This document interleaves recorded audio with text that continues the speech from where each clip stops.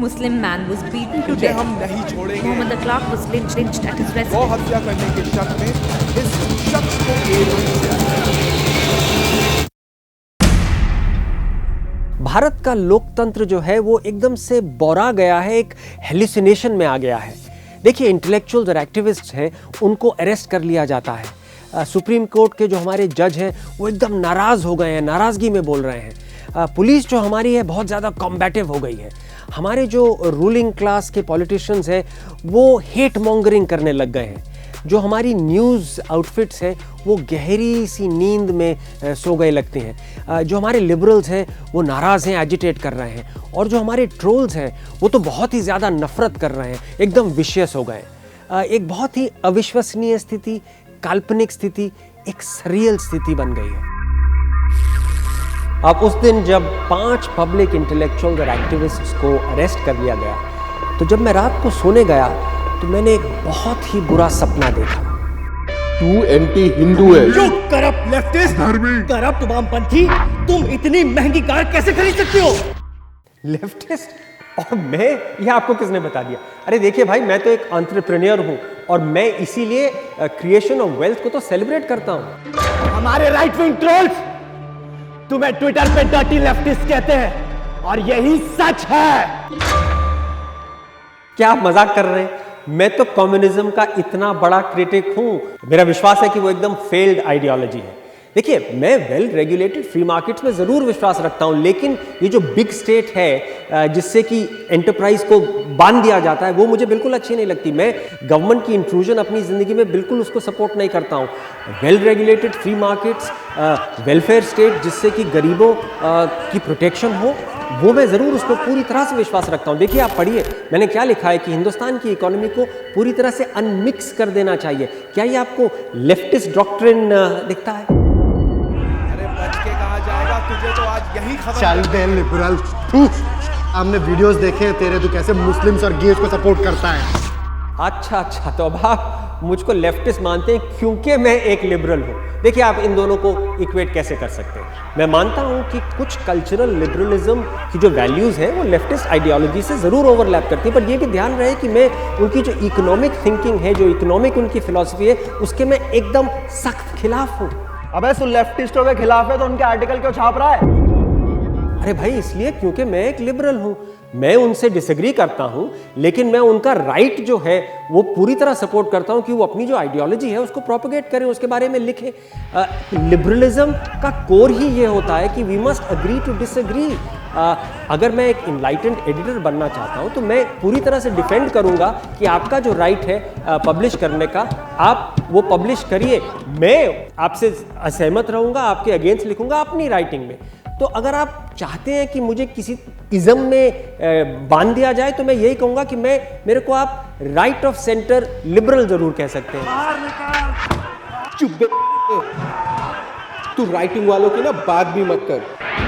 तू साला एंटी हिंदू है। तूने तो मुस्लिम्स को स्टॉक ऑप्शंस भी दे रखे थे। अरे बिल्कुल दिए थे। स्टॉक ऑप्शन तो मेरिट पे दिए जाते हैं, रिलीजन पे तो कभी नहीं दिए जाते। देखिए, जब मैंने अपना पहला बिजनेस शुरू किया था तब मैं वहाँ उस बिजनेस पे मैंने 5% स्टेक दिया था। एक बहुत ही जाने एकम्प्लिश्ड फिल्म मेकर थे, कैमरामैन थे, वो मुस्लिम थे, तो उससे क्या होता है? और ये जो लांछन मुझ पे लगाई जाती है कि एंटी हिंदू हूँ, अब आप ये कैसे कह सकते हैं? देखिए, पिछले 33 साल हर एक दिन विदाउट फेल मैंने हनुमान चालीसा को पढ़ा है, क्योंकि मैं लॉर्ड हनुमान का भक्त हूँ। वैसे मैं ये भी मानता हूँ कि अच्छा हिंदू होने के लिए आप अगर कोई भी स्क्रिप्चर नहीं पढ़े, कभी भी नहीं पढ़े, वो भी बिल्कुल ठीक है। होश में आ जा थोड़ा, ओ पाखंडी ओ। ना तू कभी मंदिर में दिखता है, ना तू कभी नवरात्र में व्रत रखता है, क्योंकि तू उस समय मांस, मदिरा और ये सब खा रहा होता है। अच्छा, मुझे ये बताएं, कहाँ लिखा हुआ है कि मंदिर जाना जरूरी है? किस स्क्रिप्चर में लिखा हुआ है? भगवत गीता में लिखा है क्या? रामायण में लिखा है क्या? खजुराहो टेम्पल की वॉल्स पे लिखा हुआ है क्या? कहाँ पे लिखा हुआ है? मैं इसलिए मंदिर नहीं जाता हूँ क्योंकि मेरी एक ऐसी डिसेबिलिटी है जिसकी वजह से मैं अपने जूते नहीं उतार सकता हूँ, और क्योंकि जब मंदिर में जाता हूँ तो टेम्पल प्रीस्ट मुझे जूते पहन के अंदर नहीं आने देता है, तो मैंने कहा इससे अच्छा यही है कि मैं अवॉइड ही करूँ कि मैं मंदिर के गर्भगृह में कभी उसके आसपास मत जाऊँ। लेकिन बाय द वे, अगर मैं ये डिसेबिलिटी मुझे ना होती, मैं तब भी शायद कभी मंदिर के अंदर नहीं जाता, क्योंकि I am cool with that, मुझे उससे कोई फर्क नहीं पड़ता। आप मंदिर जाएं, मस्जिद जाएं, गुरुद्वारा जाएं, चर्च जाएं, आप जाएं अगर आपको अच्छा लगता है। अगर आपको नहीं अच्छा लगता है, नो प्रॉब्लम एट ऑल। लेकिन मैं अपने भगवान को प्रे ज़रूर करता हूँ, हर रोज़ करता हूँ। और हाँ, ये भी आपने बात ठीक कही कि नवरात्रों में मैं खाता भी हूँ, पीता भी हूँ, बिल्कुल किसी तरह की डिनाइल नहीं करता हूँ, क्योंकि मुझे किसी भी तरह की रिचुअल में कोई विश्वास नहीं है। लेकिन मैं अपनी व्यूज़ कभी किसी पे थोपता नहीं हूँ, इम्पोज नहीं करता हूँ। मेरी जो मदर हैं वो पूरे 9 दिन का उपवास रखती हैं, मैं उनका रिस्पेक्ट करता हूँ। और मैं कोई फास्ट नहीं रखता हूँ, कोई डिनाइल नहीं करता हूँ, लेकिन वो मुझसे तब भी उतना ही प्यार करती हैं, कोई उसमें कोई प्रॉब्लम नहीं है, क्योंकि हम लोग सब लिबरल हैं।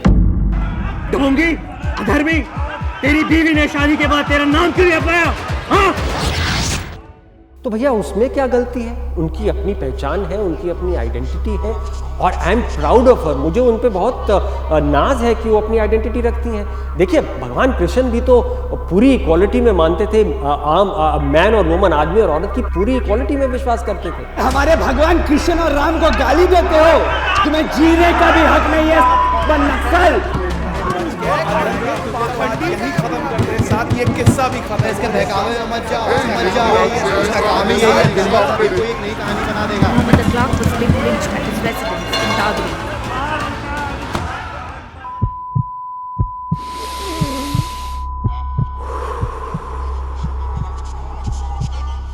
उस रात को जब मैं जागा तो मैं पसीने से लथपथ था। मुझे लग रहा था कि वो लोग अपने हाथ से मेरे मांस को हड्डी से नोच रहे हैं। मुझे थोड़ा वक्त लगा समझने के लिए कि जो मैंने लिंचिंग देखी थी वो सच नहीं थी, सत्य नहीं थी, कि मैंने बहुत ही बुरा सपना देखा था। जब मैंने थोड़ा सा पानी पिया अपने आप को काम करने के लिए, तब मुझे एहसास हुआ कि वो काली भयानक रात में जो मैंने बहुत बुरा सपना देखा था, वो सपना नहीं, वो एक्चुअली हकीकत ही है। तो आज के भारत में अगर आप नास्तिक हैं या भगवान में विश्वास रखते हैं, आप कर्मयोगी हैं, या आप इतने डिवाउट, इतने रिचुअलिस्टिक हैं कि मंदिर ही जाते रहते हैं, आप वामपंथी लेफ्टिस्ट हों या उदारवादी लिबरल हों, आप उपवास रखें, फास्ट रखें या ना रखें, आप मंदिर जाएं या ना जाएं, इन सब से कुछ फ़र्क नहीं पड़ता। क्योंकि अगर आप मॉब से डिसएग्री करते हो तो आपको भगवान भी नहीं बचा पाएगा, क्योंकि तब तो आप सिंपली केवल अर्बन नक्सल ही कहलाओगे।